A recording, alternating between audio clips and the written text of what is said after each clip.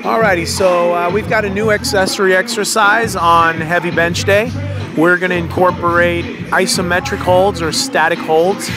This is an overload method. I'm starting with 100% of the weight I'd like to hit at the meet. My target is 315, so I've got 315 on the bar. It's basically just get your set position, lift the weight out of the rack, bend the elbows slightly so you're loading up all the muscle groups with that load, and give it a good solid hold for about 10 to 12 seconds. I think this has good carryover to the regular bench. Isometric holds have been shown to increase strength tremendously, and I'll tell you what, in spite of no range of motion, I got a better pump from these 3 sets of isometric hold than I did from the entire workout. So the muscles are firing, they're under load, they're working. More importantly, it's doing wonders for my confidence to be able to feel the weight in my hand that I'm going to lift at the meet and not have to wait till the final 4-week peaking cycle to actually get over 300 pounds in my hands for the first time. I don't want any surprises when that weight comes. I'm going to start conditioning my body for that load now.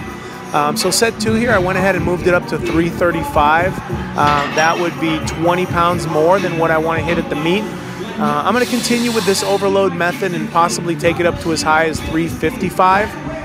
So I'm holding a good solid 45, 50 pounds more in my hands than what I intend to actually bench at the meet. This final set, man, this one snuck up on me. First 5 or 6 seconds were pretty easy, but the last 5 to 6 seconds, man, that was a challenge to keep that weight in the groove and keep the lats and glutes and everything engaged and still be able to breathe.